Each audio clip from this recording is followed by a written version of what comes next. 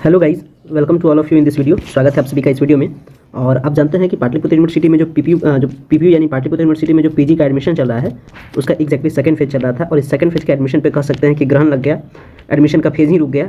क्या कुछ कारण हुआ जिसके कारण से ऐसा हो गया, वो मैंने आपको पिछले वीडियोज़ के जरिए से मैंने आपको बताया भी था कि क्या कुछ इंपॉर्टेंट रीजन है जिसके रीजन्स की वजह से ये जो एडमिशन का जो प्रोसेस है इसको स्टॉप किया गया, पोस्टपोन किया गया अगले फर्दर नोटिस तक। और मैंने आपको बताया भी था कि फिर से इसे कब से रीस्टार्ट किया जाएगा, तो वो आपका है 18 फरवरी के बाद में।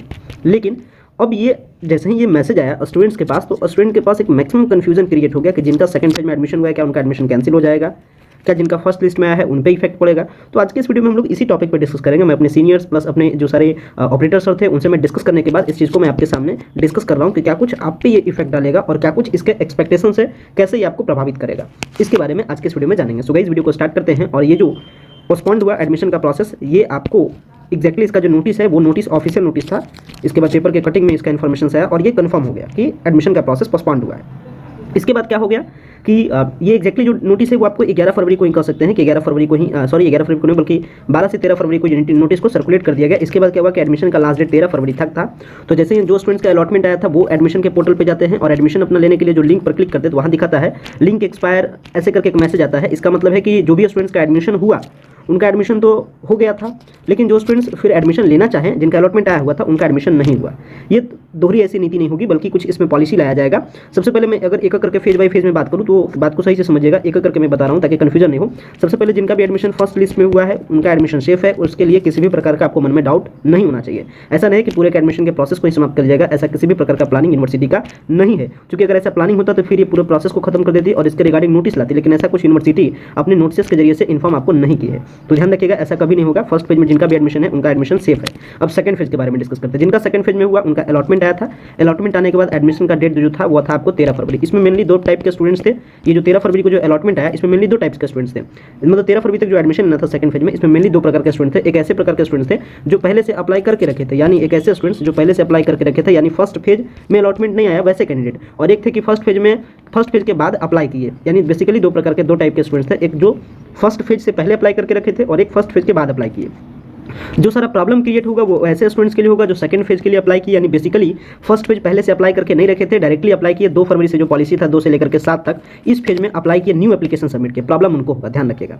अब इसमें क्या ध्यान रखने वाली बात है कि जिनका भी एडमिशन इस फेज में हो गया है या जिनका अलॉटमेंट आया और जो एडमिशन नहीं लिए उनका तो पेमेंट का कोई प्रॉब्लम नहीं है, लेकिन जिनका एडमिशन हो गया और जिन्होंने फ्रेश एप्लीकेशन सबमिट किया था 2 से 7 फरवरी के बीच वाला टाइम पीरियड में उनका पेमेंट रिफंड होगा। क्योंकि अभी इसके लिए पॉलिसी अपनाई जाएगी, कुछ ऐसा पॉलिसी आएगा जो अच्छा पॉलिसी रहेगा, मतलब सब उस पर सहमत हो जाएंगे, ऐसे पॉलिसी को लाया जाएगा। और इसमें ये जो एक्सपेक्टेशंस है वो एक्सपेक्टेशंस मैं आपको बता रहा हूँ। तो सेकंड फेज में जो भी स्टूडेंट्स का अलॉटमेंट आया और जो एडमिशन ले लिए बट वो फ्रेश एप्लीकेशन सबमिट किए थे, उनका एप्लीकेशन का जो एडमिशन का जो पेमेंट है वो रिफंड किया जाएगा और उनके एडमिशन को अभी फिलहाल में स्थगित किया जाएगा, या कह सकते हैं कि पोस्टपोन किया जाएगा नेक्स्ट लिस्ट तक। या अगर नेक्स्ट लिस्ट में उनका अलॉटमेंट आ जाता है तो पेमेंट रिफंड इतना जल्दी नहीं होगा, ध्यान रखिएगा। पेमेंट रिफंड थोड़ा सा लेट प्रोसेस है, पूरा एडमिशन का प्रोसेस खत्म हो जाएगा तब जाकर के आपका पेमेंट रिफंड होगा। लेकिन अगर आपका नाम फिर से नेक्स्ट लिस्ट में आता है तो वो पेमेंट आपका एडजस्ट हो जाएगा, उसके लिए भी दिक्कत इशू नहीं होगा आगे।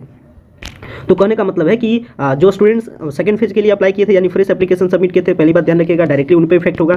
फ्रेश एप्लीकेशन सबमिट किए, अलॉटमेंट आ गया, अलॉटमेंट के बाद एडमिशन ले लिए, तो एडमिशन ले लिए अलॉटमेंट के बाद तो आपका पेमेंट रिफंड होगा अगर आपका आगे एडमिशन नहीं होता है तो। और अगर आपका एडमिशन किसी न किसी कॉलेज में होता है तो वो आपका पेमेंट एडजस्ट हो जाएगा यूनिवर्सिटी के द्वारा। और जो एडमिशन नहीं लिए वो तो सेफ है, उनका अलॉटमेंट समझिए हट गया।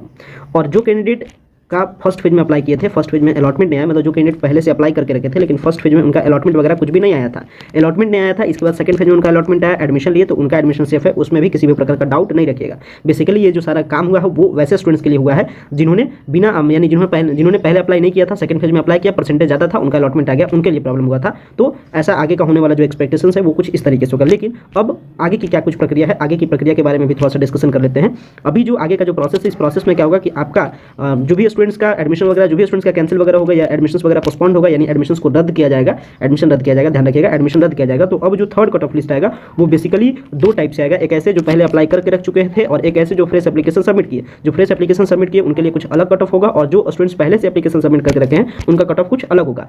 अंतर क्या होगा कि ये दोनों कट ऑफ के रेंज में लगभग 5 से 7% का अंतर होगा। तो जो भी स्टूडेंट्स पहले से अप्लाई करके रखे हैं उनके लिए बेनिफिशियल है, उनको बेनिफिट मिलेगा। लेकिन जो स्टूडेंट्स बाद में अप्लाई किए हैं, अगर उनका हाई परसेंटेज है तो जाकर के उनको एडमिशन मिल पाएगा, नहीं तो उनके एडमिशन पे अभी भी संशय बरकरार है, अभी भी बहुत सारे डाउट्स क्रिएटेड है। वो सारा डाउट्स वगैरह क्लियर हो जाएगा आपको 18 फरवरी के बाद वाला डिसीजन में। यूनिवर्सिटी अथॉरिटी इसके लिए डिसीजन दे चुके हैं। यूनिवर्सिटी अथॉरिटी के जो कह सकते हैं जो वाइस चांसलर सर हैं, प्रोफेसर जो सर हैं, वो आपको इसमें क्लियर कर चुके हैं कि ये जो एडमिशन का जो प्रोसेस है, जिनका भी एडमिशन हो गया है, मतलब बेनिफिट मिल चुका है, उनका एडमिशन कैंसिल किया जाएगा और उनके पेमेंट को एडजस्ट किया जाएगा। बट जो पहले से अप्लाई करके रख चुके हैं उनको चांस दिया जाएगा। और इसी के रिगार्डिंग जो स्टूडेंट्स लीडर्स थे, या कह सकते हैं जो सीओसी के जो स्टूडेंट्स लीडर्स थे, वो इसके अगेंस्ट में स्टैंड अप हुए और स्टैंड अप होकर के ये पूरे प्रोसेस को ट्रांसपेरेंसी दिए और ये आपके लिए एक बेनिफिशियल जैसा काम किया। सो गाइज, जो सारा इंपॉर्टेंट कंक्लूजन है, आशा करते हैं वो कंक्लूजन को आप समझ गए होंगे कि किस पे इफेक्ट होगा, किस पे इफेक्ट नहीं होगा। फर्स्ट लिस्ट वाले फ्रेश है, और बाकी जो डॉक्यूमेंट वेरिफिकेशन का जो प्रोसेस चल रहा है वो सही तरीके से चल रहा है, उसमें भी किसी भी प्रकार का डाउट नहीं रखिएगा। और फर्दर जो भी सारे आपके क्वेरीज होंगे वो आप कमेंट्स में दीजिएगा। आप हमारे टेलीग्राम चैनल से जुड़ सकते हैं। टेलीग्राम चैनल से जुड़ने का लिंक आपको वीडियो के डिस्क्रिप्शन बॉक्स में मिल जाता है। वहाँ भी कई सारे ग्रुप के कई सारे मेंबर्स है जो इस पॉइंट पर डिस्कस कर रहे हैं और अपने एक्सपेक्टेशंस वगैरह बता रहे हैं। लेकिन जो मैंने एक्सपेक्टेशंस बताया वो मैंने डिस्कस किया फर्दर, और फर्दर डिस्कशन करने के बाद वो मैं अपने सारे एक्सपेक्टेशंस को आपके सामने प्रेजेंट किया। सो गाइस, आशा करते हैं ये पूरा वीडियो आपको समझ में आया होगा। जो कुछ इंपॉर्टेंट कंक्लूजन है वो कंक्लूजन को आपके माइंड में सेटअप हो चुका होगा। वीडियो को इन करते हैं। वीडियो देखने के लिए बेहद ही धन्यवाद। Thanks for watching this important video.